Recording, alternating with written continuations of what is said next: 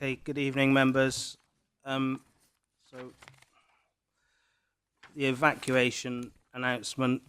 Good evening and welcome to this meeting of the Strategy, Finance and Policy Committee. Could I ask everyone to note the fire safety instruction? There are no fire drills planned for this evening. In the event of a fire alarm sounding, please leave the building via the nearest exit and make your way to the assembly point located in the market car park adjacent to the Civic Suite building. I would like to remind you to please switch off your mobile phone or turn them to silent. Please note that the meeting will be live streamed where the proceedings are capable of repeated viewing. Members of the public can record this meeting providing this does not disturb the meeting and can be done from the seats reserved for this purpose. Therefore, please raise your hand clearly if you intend to take photographs or film this evening. There's no members of the public indicating. Please ensure your microphone is switched on when speaking and you speak clearly into the microphone. Once finished speaking, can you please switch off your microphone to avoid feedback noise? If you are seated in the public area of the chamber, it is likely your image will be captured by the recording cameras and resulting in your image being part of the broadcast. If members are, for any reason, not present for the whole debate on an item, you should consider and seek advice as necessary on whether it would be appropriate for you to vote on that item. So before I start, members, I'd just like to thank Helen very much for all her support with this committee. Helen will be leaving us shortly, and she's kept us on the straight and narrow, so thank you very much, Helen. So members, please minute that, Helen. Item 1. Apologies for absence and attendees. Apologies for absence have been received from Councillors Lambourne, Ian Wilson and Stuart Wilson, and Councillor Elliot Mason. Councillor Mason? John Mason? It's Councillor Ian Wilson and Councillor Elliot Mason. Yeah. Are both absent. Thank you. Yeah, thank you. Are there any other apologies for absence? I think that's it. Councillor Lisa Newport is substituting for Councillor Lambourne. Councillor Eves is substituting for Councillor Elliot Mason. Councillor Webb is substituting for Councillor Stuart Wilson. Councillor Deborah Squires-Coleman is substituting for Councillor Ian Wilson. Are there any non-members in attendance? Councillor Mike Steptoe. Thank you. Oh, and Councillor Jim Cribbs. Sorry, Jim. Item 2, minutes of the meeting held on the 28th of January 2025. Members, are the minutes agreed, please? Thank you, members. Item 3, to receive declarations of interest. Are there any declarations of interest, members? No member is indicating. Item 4, public questions on notice. No public questions on notice have been received. Now we turn to item 5, members, the Asset Management Strategy and Framework 2025-28 update. We will now consider the report of the Director of Assets and Investments providing an update on the content of the Asset Management Strategy and the principles and direction for the final version to be presented in the June cycle of committee meetings. Ms Barnes, Mr Beard, do you have anything to add to the report? Thank you, Chairman, and good evening, members. I'll get it closer. This report updates the committee on the work to develop and update the asset management strategy and framework, and it's further to reports that were presented to the committee in June and September 2024, and the setting up of the Task and Finish Group, which have met on a few occasions and have discussed the principles contained in this report and will help drive the strategy. The report sets out six key principles associated with the development of the strategy, and these are being recommended to the committee this evening. For each of the principles, there are a series of actions and objectives, and they provide further details and context around each of those principles. In addition, there are some highlighted points of action already being undertaken or already having been completed. The 6 principles are the sort of things that you would see in a local authority asset management strategy. and cover the whole breadth of various asset management areas. Section 3 of the report contains a table that categorises the assets into similar types, and the final strategy will include narrative on those various categories. And the appendix contains the asset list, which has been used, and various sources have been used to populate that list. And I'm happy to be contacted if there are any assets that members are aware of that aren't contained within that list. So you may well be aware of. A couple of points to note. Under the Local Government Transparency Act 2015, councils are required to publish a list of their assets on the website, and the appendix will be the list that will be used to publicise our assets. The current entry on the website provides a link to the Essex Land and Property map hosted by Southend Council, but it's intended to replace it with this list, and ultimately going forward with a GIS layer, which will also form part of the action plan of the strategy. You'll note that there are a list of assets on the table of section 3 which add up to 146, whereas the appendix of list of assets adds up to 128. The difference to that is because there are a number of assets that have got more than one agreement. So you might have one asset, but there might be agreement on the pavilion or the playing fields, etc., which is why the numbers don't totally tally. And finally, section 4 outlines the next steps and the action plan with the strategy returning to the committee, as I said, in the June cycle, which will give the direction of travel for the land and property assets for the council. And happy to take any questions. Thank you, Andy. Before we take questions, members, just on page 5.10 under heritage, you'll notice that we've got two assets with no income, and I did.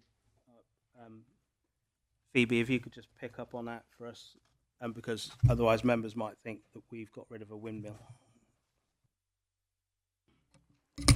Thank you, Chair. So the document that is attached in the appendix is a live document that we are collating.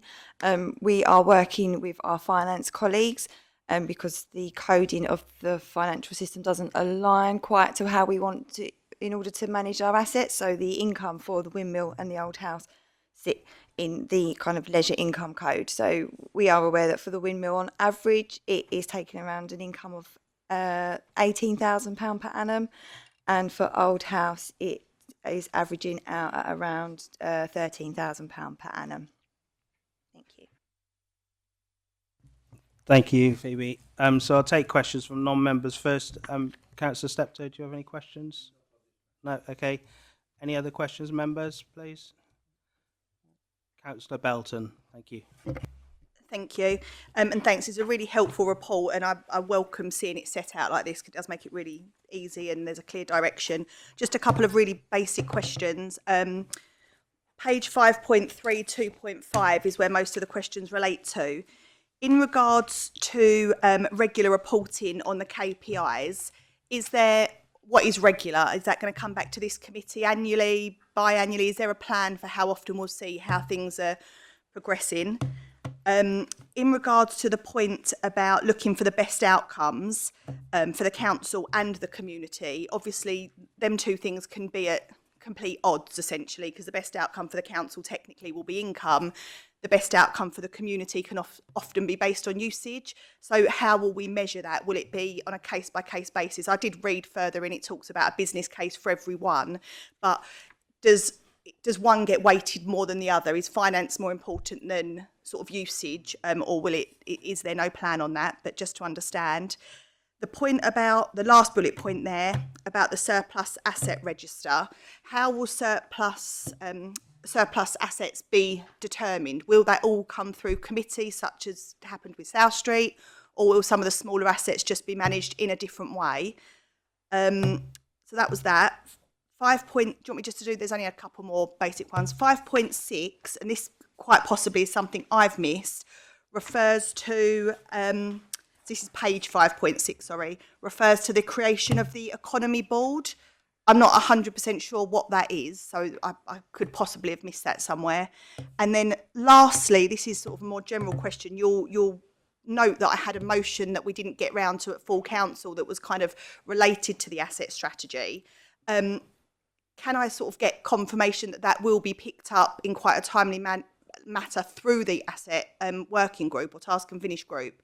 And if so, I won't bring the motion back. So just about, I understand Councillor Newport's got a meeting set up with parishes, which will help cover some of that off. But just looking at the community groups and other potential interested parties. But I certainly don't want to call an extraordinary meeting for a motion if the working group are going to be picking that up through their work. Thank you.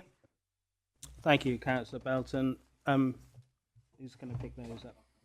Andy, thanks. Yeah, thank you, Councillor Belton. I will try to answer those as best I can. So KPIs will be developed and they'll come back to on an annual basis, and they will be obviously related to the performance of the portfolio.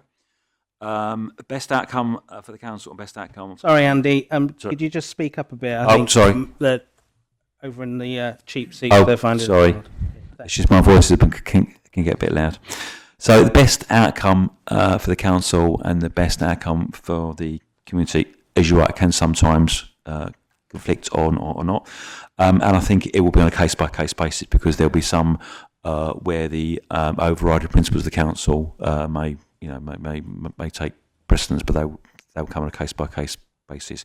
Bear in mind, this is a strategy, and obviously we've tried to we've tried to keep it so it reflects all type of assets and all type of outcomes.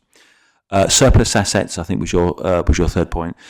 So the process for dealing with surplus assets was brought to a committee last year, I think September, as part of the leasing disposal policy, and there was a flow chart on the back of that. So that explains the process that we intend to do with that. I think your fourth question was the board structure. So as far as I'm aware, the economy board is one of three boards. I think, yeah. Can't get close enough. So the Economy Board is part of an internal officer-based performance management system, which reports into a corporate programme board. That board and the performance measures from it will report into the committee structure. I'd have to defer to Mr Birkinshaw to give you any more information on the actual performance measures reporting into committee. And I think your fifth point was expression of interest. Yeah. So we are having a working group meeting in April, just getting dates confirmed, and the EOI, the motion that you put forward, will be discussed around the categorisation of the assets. Obviously, a blanket EOI is resource heavy, time consuming. There's financial implications associated to that. So what we want to use the task and finish group is to kind of hone in on the categorisation of the assets and work with us around, from the principles that would be adopted this evening if they go through, what ones could be put through an EOI process that link into the principles that are underpinning our asset management strategy. So that is the first meeting is programmed in for April. I'm just waiting for dates to be confirmed. Okay, does that answer your questions? Yeah. Okay. Any other questions, members, please? No? Okay. Thank you. So, members, I will now move a motion that the recommendations at pages 5.1 and 5.2 of the report be approved. Do I have a seconder? Councillor Hoy. Members, we will now vote on the recommendations. Are you happy for these to be taken en bloc? Yep. Thank you, members. So, R1, to agree the 6 principles set out in this report and the associated objectives that will underpin the new asset management strategy and framework 2025-2028. And R2, to note that the more detailed asset management strategy and framework will be presented to the Strategy, Finance and Policy Committee within the June committee cycle, which will include an action plan with timescales and resources required to implement the actions set out in the strategy. Could I see all those in favour, please, members? So that's unanimous, members. Thank you very much. So, members, the next item, item 6, is the Freight House meanwhile use. We will now consider the report of the Director of Assets and Investments setting out the opportunity to reopen the main hall of the Freight House for meanwhile use, while a feasibility study is undertaken for further regeneration of the Freight House. Ms Barnes, do you have anything to add to the report? Thank you, Chair. This report considers the opportunity to reopen the main hall of the Freight House for temporary use. The works proposed are a balance of opening up the larger area of the building, which is the main hall, alongside the toilets, safely and quickly. Should the recommendations in the report be agreed tonight, the works identified can be actioned for the main hall to be operational by June this year. Alongside the identified works to reopen the hall, the Council requires an operator for the main hall.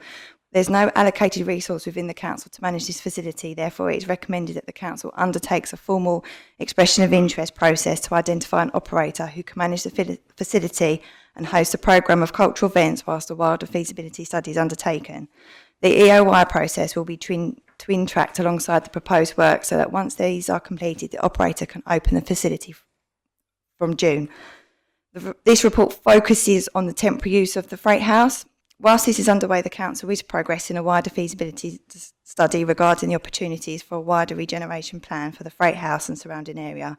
The current piece of work is still in early stages, and updates regarding outcomes of this workstream will be reported back to a future committee following consideration of the task and finish group. Thank you, Chair. Thank you, Ms Barnes. So, members, are there any questions? I'll go to the visiting member first, Councillor Steptoe, because I know he does have a question. Thank you, Chairman. I have a number of questions and points of clarification.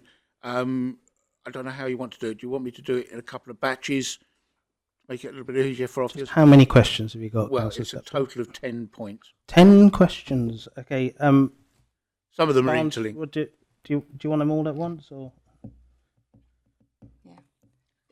Happy to take them all at once and we'll make Okay, notes. right, okay. I'll start with item 2.18 on page 6.6. I'm a little mystified on the figures there. It's 100,000 as per the chart that is on page 6.5 to get the building open, but it then says additional 198,000 principally to open the rest of the building. I don't understand what that 198,000 for, because things like the electric supply, the fire alarm, the heating will be for the whole building anyway. It won't be just for part of the building. That's the first question. Licenses, if anybody comes in to use the building, will the necessary licenses be in place, like dance license, liquor license, that sort of thing, or will the applicant have to apply for those? The lease length in the short term, what is that going to be?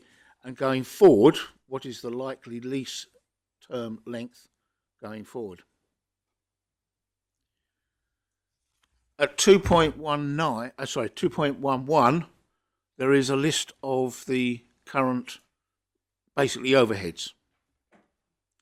Comes to a total of £24,000 per year. If somebody does just take on the hall, how is that apportioned to the operator? Because he's not going to be wanting to pay the overheads on the parts of the building that he doesn't want, he's not allowed to use. Hawkhall Parish Council have an interest in the building, and I think I'm right in saying it's an entitlement to use the building for their meetings. What liability is there to Hawkhall Parish Council if they can't use the building? Item 2.23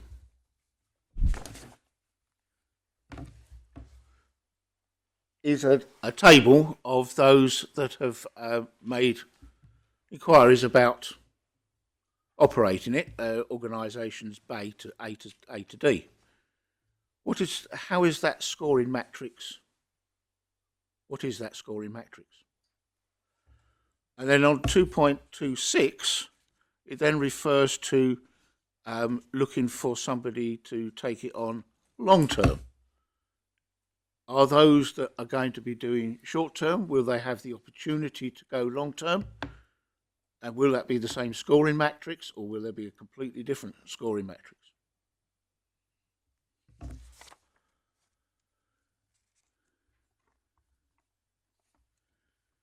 Item 3.2 refers to opening the whole building, and it refers to a figure there of a total of 298,000. Is that made up of the 100,000 that's already spoken about plus the 198, or is this a separate 298,000? It's not quite clear.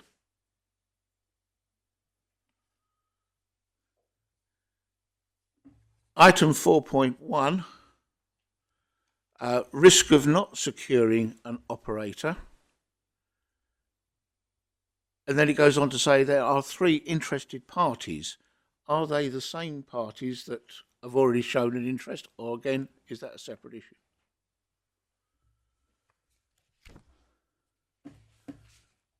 (5.2) about engagement. It says here the council has contacted the Rochford Steering Group as well as the Rochford Parish Council and has reached out to them as stakeholders to input into the feasibility study. As some people will already know, I'm not entirely happy with what transpired yesterday. Communication to certainly those 2 groups and to others at best was poor. And I'm not quite sure how they can say here that the stakeholders had an input to the feasibility study when the meeting that was arranged at the Horse and Groom, and I have been told that the landlord was not particularly happy having a meeting there because nobody bothered to buy a drink, and he wasn't very happy about that.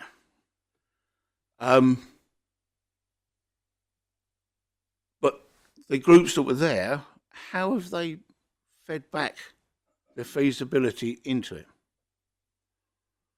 And at 5.4, it mentions there, ward members will be kept abreast in the process regarding the site. Yes, I'm on the Task and Finish group, and I am also the ward member, but the other ward members, unless I have spoken to them, and I've been limited to what I could say because of the P&C nature of some of the Task and Finish group, they've not received anything direct. So they are my main concerns. Perhaps officers can alleviate some of my concerns. Right, thank you, Councillor Steptoe. So, Phoebe? Yeah. Over to Phoebe. Thank you. Thank you, Chair. So regarding the first point on the costs, the 100,000 is the budget that's allocated for the main hall, for the critical works for the main hall and the toilets. The additional 198,000 is for the rest of the building. The majority of that is to do with heating. So the 100k does not include getting the heating operational because we cannot get that operational in the isolated main hall building. So that is why, and as I said, that is a minimum requirement of works. Linking that into your other point around the 298, yes, the 100 plus 198 is the minimum of the 298 that is required to get the building operational to a safe standard. So no enhancements, just to get the building open, the whole building open to the regulatory standard requirements. Regarding licences, the successful applicant would have to get them licences because it would be in their name that they would be operating it. Regarding the lease length, the report says that we will give a licence to the successful operator of 6 months. We will build in that can be extended to align with the work that is then concluded around the feasibility study. Regarding the costs, you are quite right that from the stage 1 of the EOI process that we've done, one of the comments back to us was around costs associated with operating the building and how much that operator would have to bear. We would look at apportioning any cost based on usage, so for utilities, and obviously on square footage. So we wouldn't expect the operator to be responsible for the whole building's cost, only the area that they are utilising. Regarding Hawkwell Parish Council, I don't have it to hand, but I believe we've done a response to that previously regarding their entitlements, which I'll happily circulate to the committee after in writing. Regarding the stage 1 process for the EOY, so as what we've discussed at the Task and Finish group, the process is that we've done a stage 1 EOI, which we've asked interested parties to express their interest in order to operate the building. And all that we ask them is to give us an overview of what, from the area, what organisation they are, how they operate, and what they would be willing to do from the freight house, from the main hall at the freight house. From that was in order to evidence for this report that there is interest, as you quite rightly highlighted. A risk is that we could do this work and there be no one be able to operate the building. Therefore, to mitigate that risk, we've done the stage 1 process and said, is there anyone interested? And we've had 4 responses back so far. Tonight, should it go through, is we would then go into a formal EOI process and we would have a scoring matrix that is to be presented to the Task and Finish group tomorrow night to make sure that it is fairly weighted around deliverables, so qualitative and quantitative measures. And then regarding your points around communication and that, and the feasibility study is live, it's ongoing, it's not concluded. So all the engagement that has happened to date is all being fed back in to be reported back, and the process would be that all the findings would come back to the Task and Finish group to then consider, and that before then we would obviously present any recommendations or any decisions to a future committee.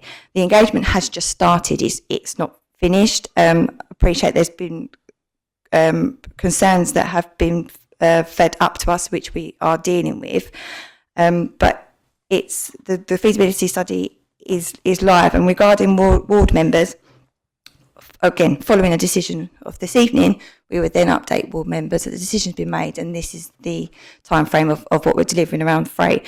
And again, with the feasibility studies and that as well, and we've got a list of engagement, and so the consultant should be reaching out to all. They've just started. Do you want to come in on that, please?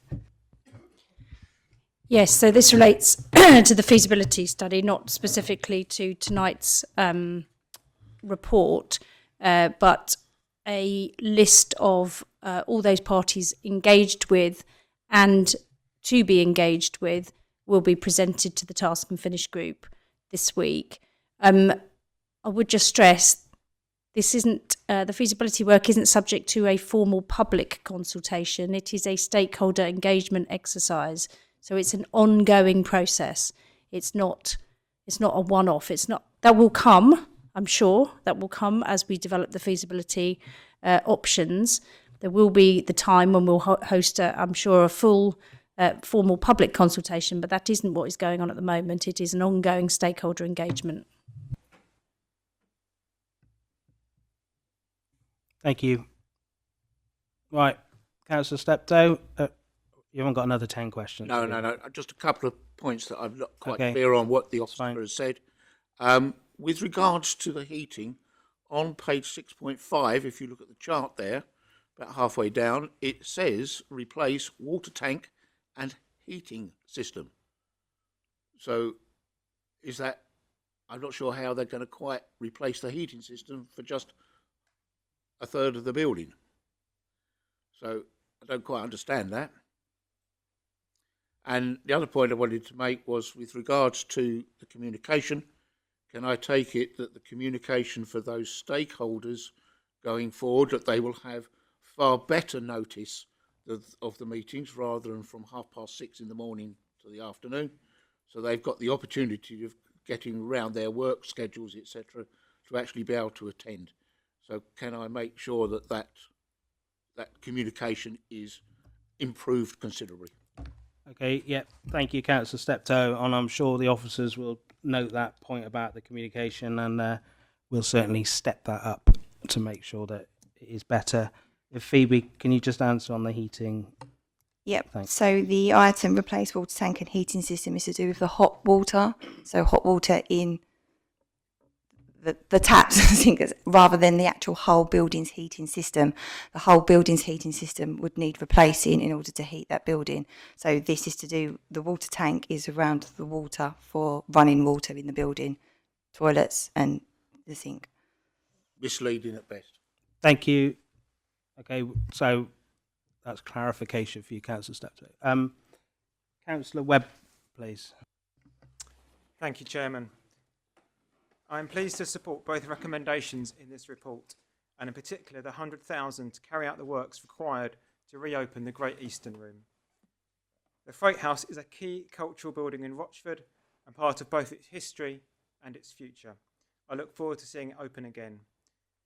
Can the leader please confirm the figure outlined in 2.10 of a minimum of £637,300 will be made available for the works that have been outlined in the report? Thank you.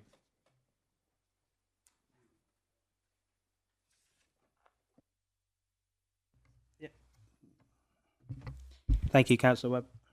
So that figure relates to a condition survey that was carried out in respect to the building, of which 100,000 of it is being looked at this evening to carry out essential legislation works. The rest of the costs will be picked up as part of the feasibility work and the next stage plans. So I'm not going to comment on specific amounts that might be spent, but the feasibility plans that will come forward will of course pick up essential repairs to the building. Okay, Councillor Webb. So you can confirm that that funding will be made available as needed, please? I think that I can't confirm that because it'd be subject to a business case that comes forward with the feasibility options.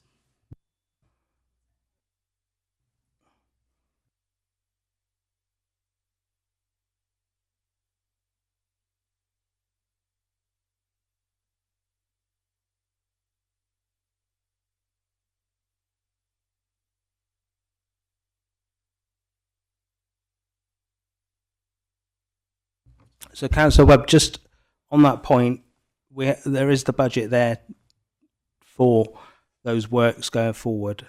So that's been confirmed in the budget. Thank you, Leader. That was the clarification that I was seeking. Thank you. Thank you. Councillor Ward, please. Thank you very much, Chairman. In fact, I mean, I've got that item very much on the radar for myself. Looking at, I've got about 13 items that I need to go through, if I may as well. On that particular one, it does say it's a 15-year refurbishment time frame. So basically, you're saying 637,000 over 15 years. Yep.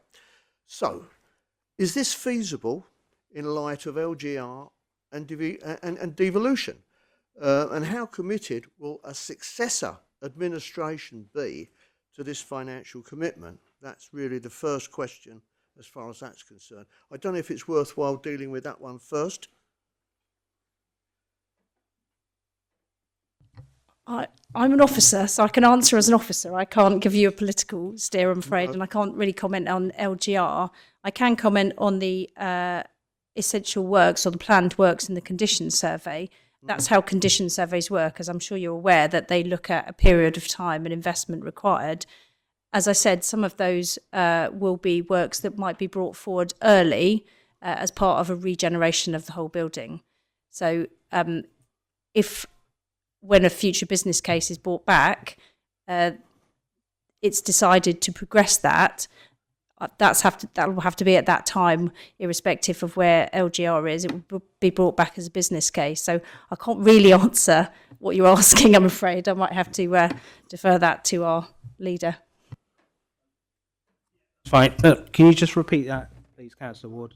Okay. So basically, we're talking of 15 years, where with LGR and devolution, this council will not be in existence. So I'm looking at the feasibility of committing 15 years of £637,000 over a 15-year time frame, which basically is nonsense in all reason. Because, you know, is it going to be that committing within the time frame of this council's lifetime, or are we looking at a 15-year to say that another administration will actually take responsibility for the rest of that money? That was all. It's just in there. No, I get- to explain. I get what you're saying, Councillor Ward, and this is my answer to you, is that on this 15-year period, okay, so we have submitted, or Essex County Council and the two unitaries have submitted we have signed up, we voted for it, so we've submitted an interim plan for LGR, okay? That plan is not definite, it's not a certainty.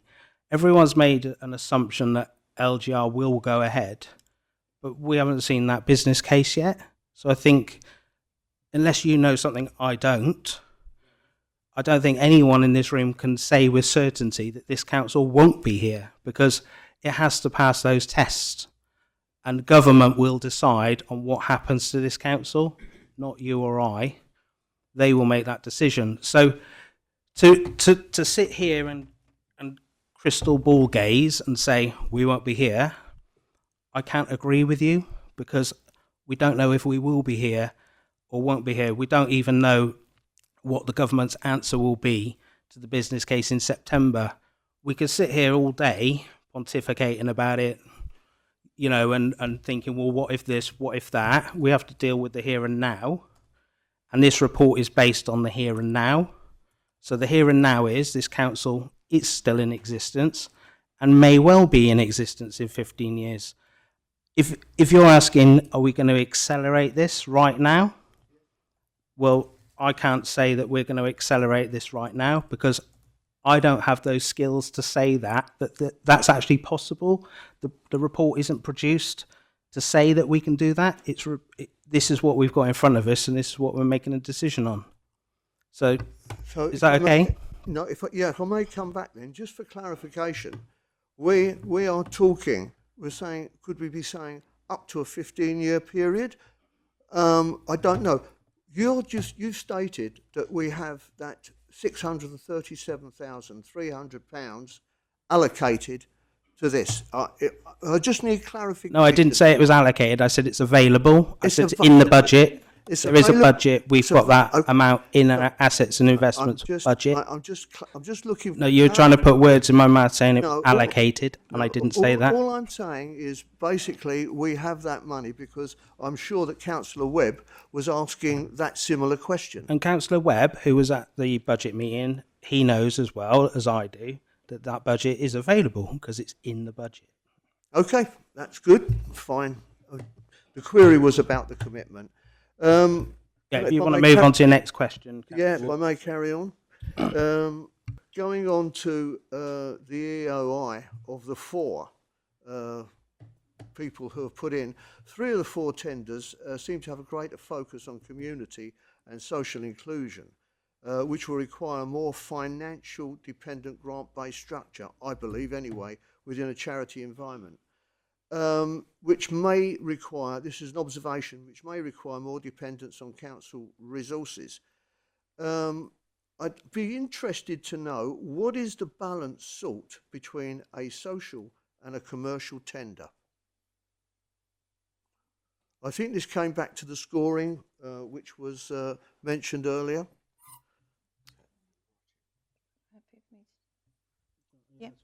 Phoebe, if you Happy can. to take that, Chair. So the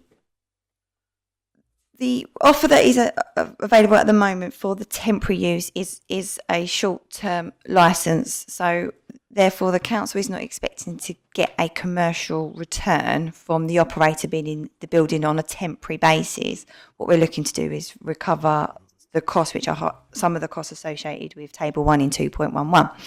Regarding the scoring, which we'll look at for the second stage, the formal EOI process, there will be a balance, a percentage associated to, as I said, the quality, so the community deliverables against the financial deliverables. But what we'll be looking at for the temporary basis is more the financial deliverables around the organisation in itself with a strong financial background, rather than financials coming back to the council for this period, but of a longer term lease on that building, subject to whatever comes from the feasibility study, would be considered and would be scored differently based on what was being delivered from the next stage. If I can carry on, Chairman. Going to 2.25. I actually believe, if you want a page number, I'll give you that one as well. So, thank you, 6.7. This requires a leap of faith, in my opinion, in time and financial risk by the preferred operator, with only a 6-month licence, as stated, on the basis that the freight house might not be financially sustainable based on future decisions. So, you know, I'm quite concerned with regard to the fact that, you know, the feasibility study that's going to come through, the fact that, you know, whoever bids for this is going to be required to put up quite a substantial amount for that 6-month period. As I say, I'm quite concerned. Is this a question, Councillor Yes, Ward? Yeah, it is a question. Good. The main thing is, will the final bidder, you know, is he required to function for all amenities? Clarify that, if you like. By that, what I mean is it possible for a venue to be all things to all people? Viable. So I'm not sure we can answer that until we actually run the formal expression of interest process. However, the fact that we've had 4 parties interested at this stage suggests that they believe that they can make a go of it. Okay, thank you. Yeah, thank you, Councillor Ward, for your questions. So over to Councillor Linden, please.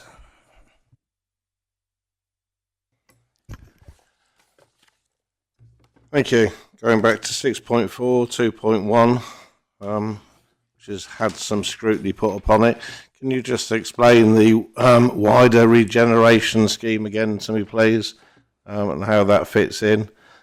Also, my concerns are over the figures there, or the figures that are not there in the last part of the paragraph. But just on this occasion, the wider regeneration scheme, please. Sorry, could you repeat the paragraph? 6.4, 2.10.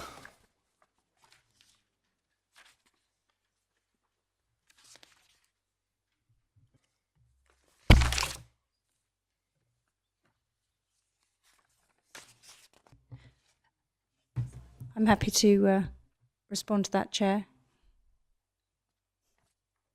Sorry. I'm happy to respond to that if you wish. Which page was it? Sorry. I found it. It's fine.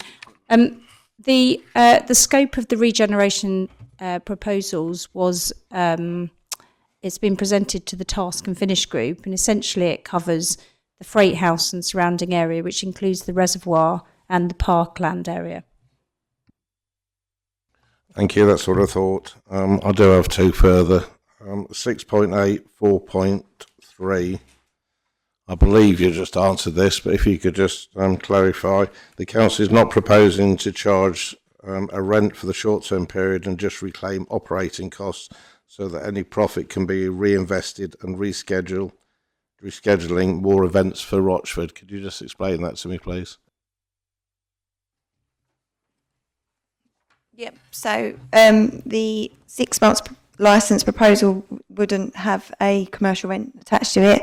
what it would do is to look at recovering operating costs of the building on an open book approach. Therefore, the operator would be able to use the income to put the events on the building. As I said, to Councillor Ward's point, obviously a longer term arrangement, we would score differently and look at the financials differently. But we are conscious that a 6-month period is a short period for an operator to establish and operate. Therefore, we're proposing that the works are completed and therefore the operator can operate in the building, just covering the costs of running the building. So water, gas, electricity costs. Yeah. Yep. Thank you. Did actually answer that last one. On project and governance structure.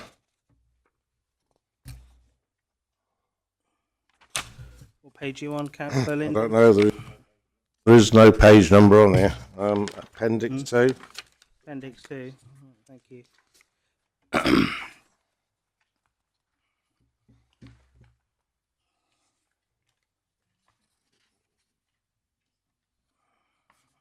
Oh yeah, are you looking at the flow chart thing? Yeah, on the flow chart. I was present at a meeting recently, and there was a group, the Rochford Residents Group, I believe. Is that the same as the local freight house stakeholder group chaired by the MP? So you just want clarification on that group? Yes, membership? Yes, it is the same group. It's slightly inaccurate in that it isn't chaired by the MP. Okay. Thank you, Councillor Linden. Councillor John Mason, please. Thank you, Chairman. I hope I'm close enough to this for people to hear. Just like to say at the outset that I want to support the two recommendations because the case has been made by residents that they wish to see the Freight House reopened. They've been making it for some time, and it's obviously appropriate that we support residents as best we can when we can, and this is a when we can thing. I want to ask a few questions following on from having read the report. I don't see any reference in the report to a project plan and milestones, and it's one of these things that's ingrained in my commercial blood, even though I've retired. Can we know when a full project plan for this meanwhile opening will be presented to members, when and how? I'd like to see it come back to this committee. So that's my first question. Would you like to take that before I move on? No, just keep going. Just keep moving on. Okay. The feasibility exercise, the feasibility project, is not a matter of decision tonight, but I've been hearing some concerning things about the scope of it. And what I've heard the scope because Councillor Linden asked the question, but I'm hearing from residents, stakeholders if you like, in a variety of ways that the consulting architects seem to be going a long way away from that and seem to be looking at options which seem to be the regeneration of Rochford town. I've got no problem with regeneration of Rochford town at all, except it's obviously setting a few hairs running, which I don't think is helpful to the project which concerns the longer term for the Freight House. But more particularly, the funding that's likely to be required will be much more than we have currently in our budget. And if we were to wish to do that, and I don't believe that we've discussed that at any committee or full council, that we need to find an asset to sell to actually achieve something of that stature. So my question is, when is council going to consider the scope of the feasibility project if it's going to extend beyond the Freight House? Thank you. Can I continue? Oh, yeah, you got another one? Questions? Yeah, go on. Okay. My last question, you'll be relieved to know, is to ask an open question and ask the question, has an asset or community value application been made for this site, notably the Freight House? Thank you, Councillor Mason. Just on the just one thing that you said, we would have to sell something or we could borrow, and that's another option that may be explored in the future. So I'll get the officers to answer your questions. Who's answering? Fiona or Phoebe? Trying to toss a coin for it. So a project plan, music to my ears, Councillor Mason, around project plans, and absolutely we are developing a set of project plans for all projects across the council assets. This particular one, if approval is given tonight, then we will be developing a project plan with some key milestones. And as reports on the progress of the project comes back, then we will ensure that a milestone document is attached. Could I just come back, Chair? I did ask whether it will be coming to this committee. I'd like to see it coming to this committee because I think it needs the appropriate overview and the appropriate monitoring by those people who do have skills in project management.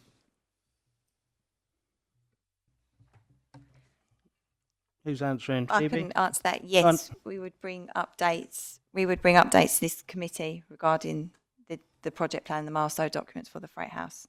That's not a problem. Regarding your second point, if you're happy for me to take that, Chair, yeah. Yeah, go.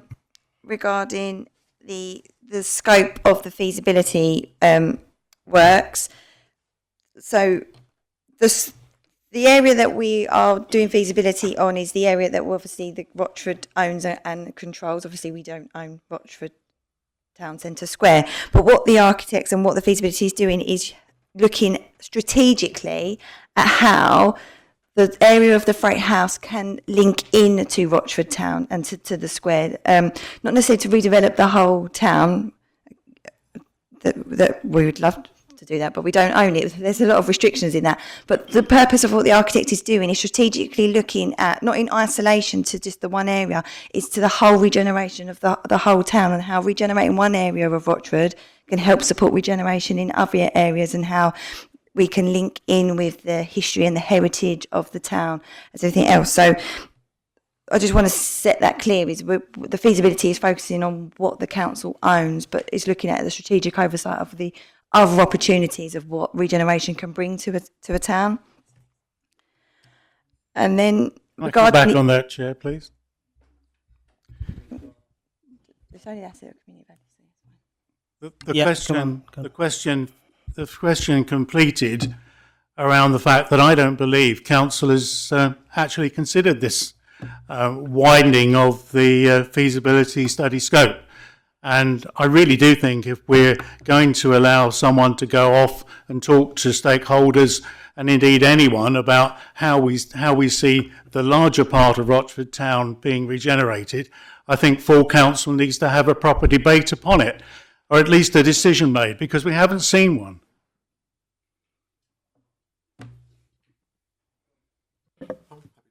Yeah, Councillor Hoyle will answer this because I believe Yeah. his committee does regeneration. Yeah, I think you've taken the words out of my mouth there. So the regeneration comes under the Economic Development, Regeneration and Tourism Committee. Unfortunately, it's very hard to separate the Freight House from the wider regeneration ideas as well. I mean, today, Councillor Newport and myself have been attending, probably is a bit of a big word, the High Street Summit. That's looking at regeneration of Rochford, Rayleigh and Hockley. So regeneration ideas are going on through that committee as well. And there have been other things, I think, in the last committee. I think Fiona would correct me if I'm wrong, but we've talked about refreshing some of the work done after COVID through Lambert, Hampton Smith, wasn't it, on the town centres. So this is going through and it is being announced, but it does get confusing, I'm aware, because it might go through a different committee to this one sometimes. But as we all know, there's lots of linkages between different committees on different assets, and that's the issue. So it is going through other committees, but perhaps not as fully as might be recognised here. Chairman, I'm sorry, I need to come back. This is the Principal Strategy and Policy Committee of the Council, bar full council itself. So I believe that anything that is discussed on regeneration of Rochford Town in other committees, they need to defer and bring their reports via this committee to full council. Okay, so Councillor Mason, I will get Fiona to answer this because I wasn't actually with the consultants when, and I don't actually know what they've said. So, Fiona. So, as I said, the scope was agreed by the Task and Finish group. It was very clearly set out and minuted by the Task and Finish group what the scope was. For anybody that's worked with consultants on major projects like this, they'll probably understand that it is that's where consultants start when they're looking at a building or a set of spaces. They want to understand how it interacts with the wider area. And given the location of Freight House, it's so important to get it right in terms of the regeneration of that area, because it can act as an anchor to draw people into the wider town. So whilst it wasn't actually in their scope to look at things like crossings and accesses across the roads, I can fully understand why they've included that and had conversations with stakeholders, because Freight House building needs to feel like it's part of Rochford Town Centre. And I don't think historically perhaps it's been viewed that way. All right, thank you, Fiona. Oh yeah, Phoebe, just so on the asset community value, Councillor Mason, there has been no application. Councillor Belton, please. Thank you. I've got a few questions. They're not loaded. They're just to get some clarity. But I'm going to start by saying I'm surprised to hear that Councillors Newport and Hoy were at the summit today, because I was emailed to say councillors were not permitted to attend. And despite having a ticket, I couldn't go. Councillor Belton, we're not discussing the summit now. We're discussing the Councillor meanwhile Hoy, use. Councillor Hoy did. So if we can keep to the report, please, and questions on the report. Thank you. I'm responding to Councillor Hoy's point. Thank but you, my Councillor point's on the Belton. report. Okay, this one is just a general question. R1, taking the money from the cultural and heritage budget, is there a reason it's coming from that budget and not the asset budget? Because it just feels like a lot of money coming out of something that could be done more specifically around culture and heritage. I understand that the Freight House in itself is part of our heritage, but I just wondered if there was logic behind using it from that budget rather than the asset budget. Recommendation 2, and I want to add, I'm hoping to support these motions. It's certainly my intention to support these motions following hearing the debate, because we want to get this open. My concern around recommendation 2 is that we're delegating full responsibility to an officer, and this is nothing against said officer, so no offence, Phoebe, but typically when we see these kind of recommendations, they always say in consultation with the chairman of the committee. Now, given the size of this piece of work and the importance for the community, I would like to see a member have that consultation with an officer. Our members know the area much, much better than the officers do. Again, that's just because we all live here, we represent the people from here, and I'm surprised that there's not an officer, a member on there. And if not a member on their own, could it not be in consultation with the Task and Finish group, given that they're putting all their work in to try and get the best outcome? So that was just a point. I'm not moving an amendment, but I am putting it out there for consideration from the chair in the first instance. And a couple of other questions. 6.7, to the table with the 4 expressions of interest. Is there a reason that they're anonymous? Is there something commercially sensitive that we can't know who they are yet? And at point 4.1, it talks about 3 interested parties have come forward. So has someone pulled out, or is there an error or I've misunderstood something in the report? And because at the moment it's just been a loose, like a general expression of interest, and you need to go through the formal tender process, which makes perfect sense, I understand that, we still have a risk that nobody wants to take the Freight House once we've gone through that process. So we've invested the 100,000, or we're committed to starting those works. It's quite possible, especially what happened with the Mill Hall and the expression of interest and interested parties then being dropped, it's quite possible that we find ourselves in a position that no one actually takes it up once they get to that formal stage. So would that be a case of the 100 grand is spent and then we go back to the drawing board to find a way to operate it? I think you've answered the point about the scoring. So that mechanism, you said a matrix will go to task and finish so that at least there's been some member input on that point.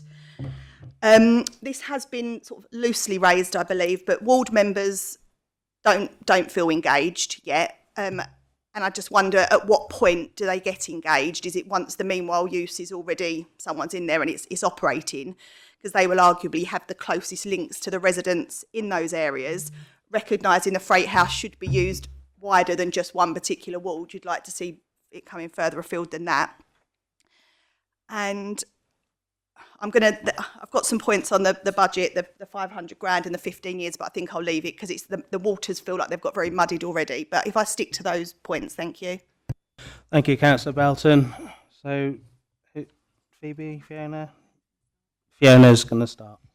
Thank you, Councillor Belton. So the 100,000 heritage or culture and heritage budget, the reason that we have proposed allocating funds from there is because that budget was set up specifically to address actions in the new cultural and visitor economy strategy, of which this was a key project identified. So that's why we've suggested that budget. Okay, next. Regarding the overview of the stage 1 EOI and why we've not, it is still commercially sensitive. Obviously, we've not formally tendered that process and we've not appointed, so we wouldn't, there's still competition as such, so we wouldn't obviously know who's made an application yet until we've gone through the formal tender and we're appointing. Regarding the points around there's the three and it is three. It's three. 3 is incorrect. 4 was the expressions of interest that we have received. That is just a typo. And the points around ward members, we will pick that up as part of our work with the task and finish group. We've got an item on the agenda around engagement and consultation as well. Sorry, councillors, if I could just pick up the bit about the risks around the informal versus the formal. So I agree with you, there is still a risk. The reason why we ran the informal process was to help de-risk that risk. So that there is still a small risk that after we've completed the works, however, they're not wasted works because they are essential compliance works that will be needed in any event. So, Yeah, you can come back.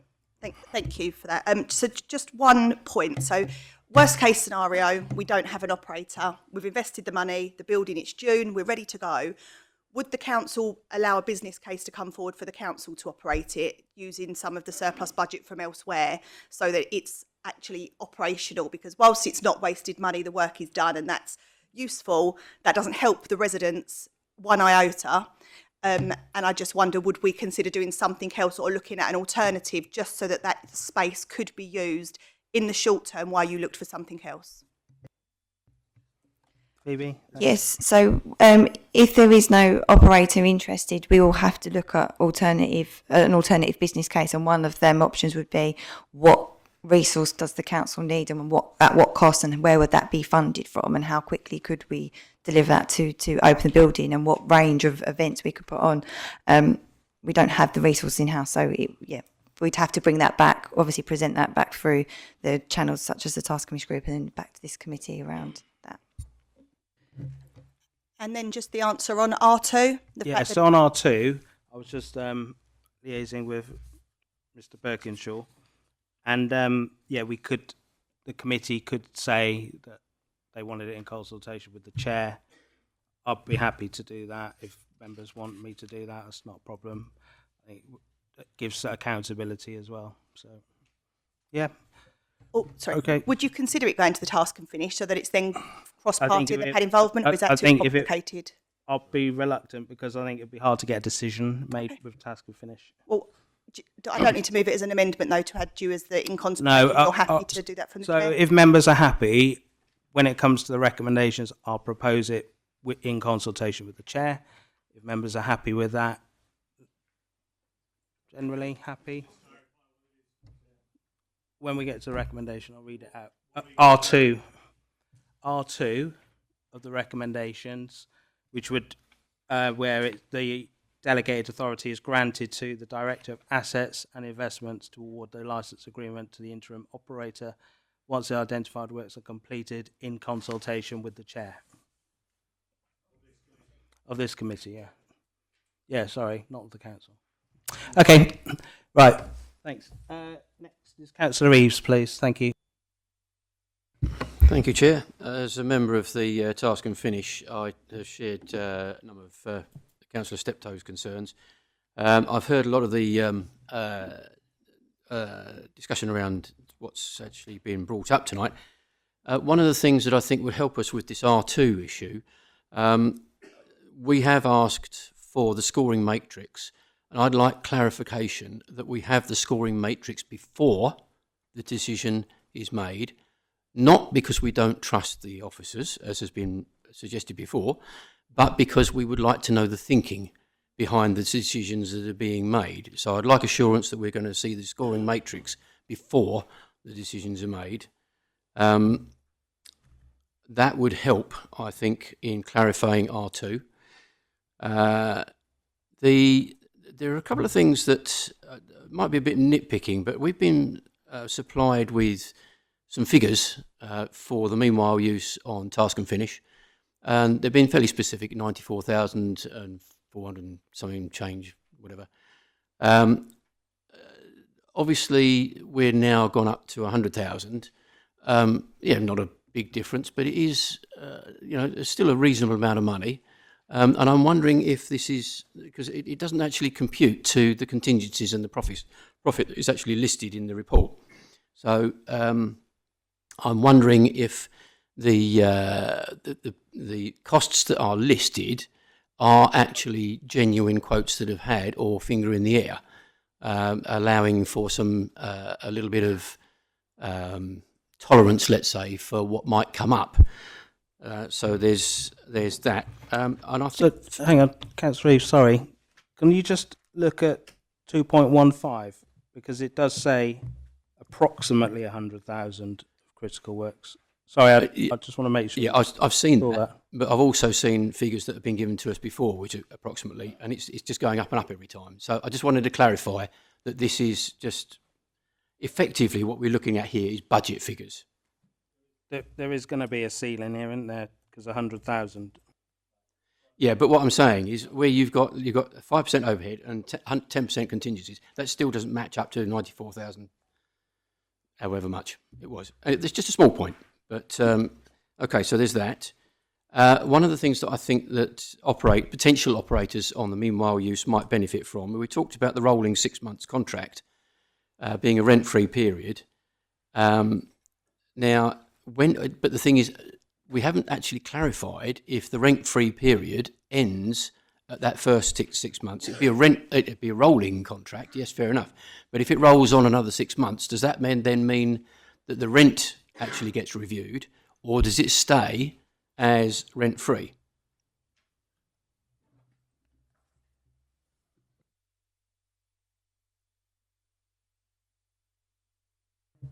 So To pick that up. Thanks. to answer the first question around the scoring matrix, I think Phoebe's already said that we are bringing the updated scoring matrix for the formal expression of interest to the next Task and Finish group, which is this week. So you will see that. Sorry, I've forgotten what the second question was. What was it, Phoebe? Regarding the 100,000, so regarding Table 3, the prices there are taken from the building condition survey. Since we presented the information to the Task and Finish group, we have been going out and seeking quotes from our contractors to get exact figures. What we are conscious of, is what we've said previously at Task and Finish group, is some of the costs in the stock condition survey doesn't include profits on costs, project management as well on delivery. So we have put an element of contingency in there. The 100k is a budget, so it's an up to.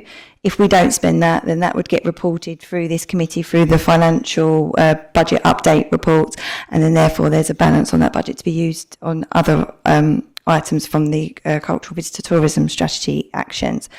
But we have been seeking quotes to get exact figures. We don't have them. We didn't have them all in at the time, and we're still waiting on a couple, and we can't move on subject to getting this budget. So we're trying to line everything up that should we get the approval tonight in the budget, we can move relatively quickly with the works and spend up to 100. But I wouldn't intend to spend the full 100,000. It just allows us that if anything is discovered while works happen, we have the ability to keep the project moving rather than having to call an extraordinary committee to then get additional budget.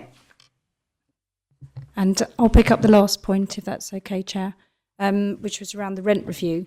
So I think it's already been discussed this evening that it is it's quite potentially quite risky for an operator to come and operate the building for a shortish period of time. So that's why we're not expecting to get bids in that provide the council with a commercial rental income. However, as part of the assessment of an operator process and as part of the licence that we sign, we would expect to see an open book process in terms of income earned. And if and when we get to the point where we renew any licence, we would expect, if significant profit is being made, that some of that will come back to the council as some sort of profit share arrangement. I have to say, I think if I was an operator, I'd probably be seeking rent-free, certainly initially, because as has already been mentioned, there is some investment that operator will have to make. And I think if the council are too insistent on a commercial income, we won't get anyone at all. So it's quite a fine balance between ensuring that we can make the building and the offer attractive enough to get an operator, but making sure the council meets its best value obligations in terms of any longer term income. If I could just come back on that, check. So just for clarification, we're talking about a rent-free period of 6 months, and after that, dependent on their profitability. So just to clarify further, we're looking at a licence arrangement. So that licence would be for 6 months. If and when a further licence is granted, we would review the financial information based on the previous 6 months. Thank you, Councillor Eaves, for your questions. So I've got Councillor Wootton next, please. Thank you, Chairman. First of all, I will want to support both of the recommendations. I preface my points with that positive news. I have to say, I've sat in this chamber on a number of occasions and listened to political posturing about who closed, who opened, who kept what going. It was a delight to see under 2.4, it was quite clearly the Conservative administration at that time that opened the Freight House. It was subsequent administrations and reasons that have kept it closed for over the past 2 years. So that is good to have on record. If I turn to 2.15, I assume that we're actually talking about £100,000 as opposed to £100, because I think it's important we have complete clarification on that point. Then if I look at R1, I think it's very, very disappointing that we've had debates in this chamber and we've been talking about how to fund this, and we find, pleasingly, that £100,000 is being found from the Heritage and Cultural Assets Works. And I have the full table. I seem to sort of carry it around with me, really, and we've had some discussions assuming that it would come from the Assets and Investments Unallocated line. And I think it's really disappointing that there couldn't have been a little bit more straightforward transparency and openness. You just said that was the line it was always intended to come from. Because it does pose a question now that when you put a budget together, you decide what you're going to do on lines, and presumably something is now not going to happen on the Heritage and Cultural Asset Works line that was intended to happen. Otherwise, there's been fog right the way through this whole process, which I think is very, very disappointing. So that's that. And then finally, if I turn to 2.10. Sorry, Councillor Wootton, just on R1, was that a question? I need clarification.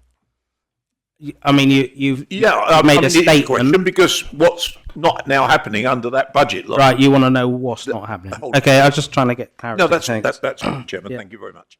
And I come back to this 2.10 paragraph. I believe I understood you to say, Chair, that as leader you were giving a commitment that the money would be there.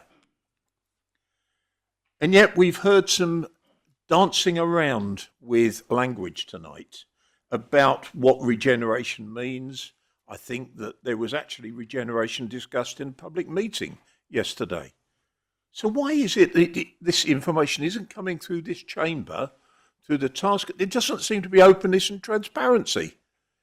And I just seem to think that we're sitting, it's been a good discussion tonight, a number of points have been raised, but actually only in desperation across party, this isn't a partisan comment, across party to try and understand what is going on for the good of the Rochford district, whether or not it's in the east or the west. There's dancing around, there's stuff going on behind the scenes, there's clearly confidential, I accept some stuff has to be P&C. But when I'm hearing for the first time tonight there's a possibility of residential property funding the planning scheme. Sorry, where does that say in the report? Well, I heard it's rumour. Well, It's we're talking rumour about the report. in a public meeting. We're talking about this report. Well, and we're not talking about rumour. I'm We're talking about what's in the report. funding that was being talked about, the method of regeneration being used. We're talking like about trust meanwhile property. use. Well, I'll Councillor leave it Wootton. there, Chair. Thank but you. The whole thing seems to be quite foggy to me. Thanks.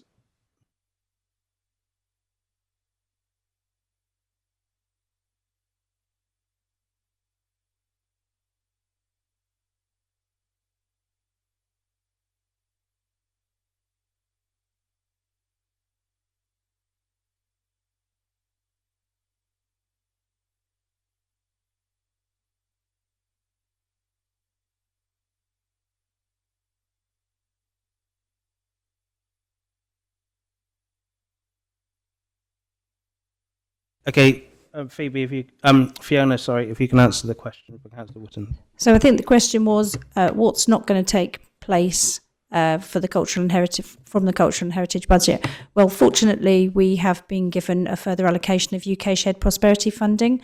So a number of projects which are in the cultural and visitor economy strategy are likely to be funded from that budget.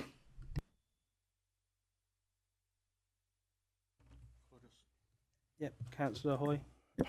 Yeah, thank you for the question, Councillor Wootton, because that's also a question I asked as being chair of the Economic Development, Regeneration and Tourism Strategy, and I've been assured and I've seen the UK SPF funding for next year, and that certainly will be the case. Nothing will not to be done. Right, Councillor Linden, you wanted to come back. Yeah, just want some clarification, please, regarding the project management. Councillor Mason very kindly referred to my overall regeneration. I'll refer back to his project management. I've noticed that you've got a task and finish group, but you're calling it a steering group in respect of the Freight House. Just want clarification on when a project manager will take over. I mean, there's certain things in the report regarding this building, that the building was taken over in 2002. In 2004, when the survey was done, the building was found to be in a state. The building was managed by a third party, so did we project manage that third party, and did we project manage our asset? And going forward, I'd like to ensure that we have got project management in place, not just for this building, but for all of our assets. You have referred that is going to be put in place, but has that not been in place for the last number of years regarding our assets? And is that why we find our assets in the state that they're in? Thank you. Thank you, Councillor Linden. Fiona, could you pick up on that? I'm not really able to comment too much on previous years. What I can say is we do have a project manager working on this project, a gentleman called Shane O'Carroll. Shane's been working with the council for a number of months now and will continue to work on this project and a number of other major capital projects for Rochford. And just to also add, just for information, that Phoebe's directorate, she's underway looking at a restructure of her directorate, which will include some permanent roles around project management, because I would wholeheartedly agree that it's very, very important that we have people with project management skills within the council to deliver major projects like this. Thank you. Okay, thank you, Fiona. Thank you, members. I think we've all asked a lot of questions and we've had a good debate on that. So I'm going to move a motion that the recommendations, pages 6.1 and 6.2, be approved. Members, just to note, R2 will include the amendment that I will just, if you're okay, if I just read that last, well, it's a long sentence, isn't it? But if we just append the end, once the identifiers works are completed in consultation with the chair. Is that okay, members? Is that clear enough? No? Do you want me to read the whole? Chairman, if I may, why can't it say the chairman of Strategy and Finance Policy Committee? Yeah, we can add that in. Yeah, I really would like. Yeah, we can add that. That's because fine. otherwise we have a chairman, you see, Madam Chair. Yeah. It could be misunderstood. No, that's fine. If we can add those extra words in. So, in consultation with the chair of Strategy, Finance and Policy Committee. Is that okay? Okay, members. So, members, I will move those recommendations. R1 and R2. R2 is appended. Do I have a seconder? Councillor Webb. Members, we will now vote on the recommendations. Are you happy for these to be taken on block? All those in favour, please, members. That's great, members. That's a unanimous. We can move on with reopening the Freight House. Thank you. Right. So, members, item 7 on the agenda is the committee work programme, but I will propose that we take item 8, the winter fuel payment, next, and move the committee work programme to the final item on tonight's agenda. Is everyone okay with that? Yeah. So, members, we will now take item 8, where we consider the report of the Strategic Director, Deputy Chief Executive, providing a summary of the Council's activity regarding winter fuel support, together with proposals to provide an additional payment to households that have received the £100 funding from the Council's Winter Fuel Transition Support Fund. Members, before I ask Mr. Birkinshaw to add anything extra, I would just like to thank Councillor Booth for R3, which he did put forward as a amendment to the original report, and we've put that in with tonight's recommendation. So, Mr. Birkinshaw. Not a great deal to add, Chairman. Members will obviously be familiar with the report, and I think it does set out the rationale for bringing it to this committee following last week's full council meeting. The only thing I will just clarify is in terms of some of the detail around the Essential Living Fund. That's data, I think, as at the end of January, so the first quarter reporting period. So we will continue to liaise with colleagues at the County Council and at Southend Council who are administering this to get further updates on how the Essential Living Fund has been expedited and used within the Rochford district. And that will be a key consideration of the proposed working group to understand how effective that has been. The Council's own Winter Fuel Transition Support Fund, to bring forward from that working group some proposals for how the council may wish to support residents next winter. But just to note that information primarily is at the end of January. But we will obtain further information following the further quarter at the end of April. Thank you, Mr. Birkinshaw. So, members, any questions? Councillor Steptoe, the visiting member. Thank you, Chairman. Just a couple of quick points. On the chart at 3.6, it's got a number of items there, including refused claims and withdrawn claims. Firstly, are they one and the same? And what have the refused claims been based on? Why have they been refused? And those withdrawn, why were they withdrawn? Right. So, Councillor Steptoe, we don't administer that fund, so we wouldn't have that level of detail.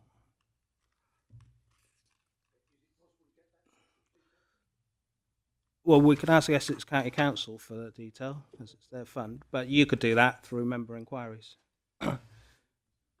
Same as what I do. Yeah. Do you want me to do it, or are you happy to do it? Pardon? We can ask the question, and if other members are interested, we'll email it to everyone. Okay. Thanks. Councillor John Mason. Thank you, Chair. Just to say how delighted I am that, notwithstanding the fact that we'd been through a very gruelling full council, that we weren't able to continue to put this report and the motions put or recommendation put forward by Councillor Booth. And thank you for thanking him. I'm thanking him too, because residents should thank him as well. This is the sort of thing that we need to do as a council to support our residents, and more particularly to support our residents by bringing this back to this committee to agree tonight. There is no question I will wholeheartedly support the recommendations put, and I hope they can be brought into play as quickly as possible, bearing in mind it's still not warm enough out there in the evenings, and that additional amount to residents will be appreciated. Okay, thank you, Councillor Mason. Councillor Linden. While you're asking your question of Essex County Council, could you also ask the 8.5, 3.7 area to be confirmed by Essex County Council 124? What page was that? 8.5, 3.7, 3 from the bottom. Oh, yeah, okay. I'll check with them about the potholes as well, Councillor Linden. Right, okay, members, I will now move a motion that the recommendations at page 8.1 of the report be approved. Do I have a seconder, please? Councillor Lisa Newport. Members, we will now vote on the recommendations. Are you happy for these to be taken en bloc? Yep. R1, that the contents of the report be noted. R2, that a working group comprising a representative from each political group be convened to work with officers to review the current scheme to inform a further report in due course, setting out proposals for any future winter fuel support. And R3, that a further payment of £50 be made to those persons who have received £100 from the Council's transitional support fund to support further recent increases in the costs of gas and electricity for many. All those in favour, members? So that's unanimous. Thank you, members. So we'll move on to item 7, which is the committee work programme. We will now consider the report of the Director of Policy and Transformation setting out the work programme for the remainder of the 24-25 municipal year. Are there any questions from members? Councillor Belton. Just a quick one. Council office accommodation review, is that going to include a business case, or is that just a general review of what's coming? And nowhere on there is about the Mill Hall operating model. Is that going to be past June that comes forward? And again, maybe I should know this, but I just expected to see it sooner. Just so the Mill Hall would go to Councillor Hoy's committee. And Phoebe, can you pick up on the other question, please? Yes, so I will be reaching out to yourself, Councillor Belton, and Councillor John Mason, just to have a meeting regarding the council office accommodation review before we come to committee. But it will include the work that's been done today around options on office accommodation and recommendations around how we take things forward in light of LGR and devolution. Thank you. Okay, members, we will now vote on the recommendation that the committee approves its current work programme as per Appendix 1. All those in favour? All right, so that's unanimous. Thank you, members. All right, that concludes our business for this evening. Thank you for your attendance. Thank you.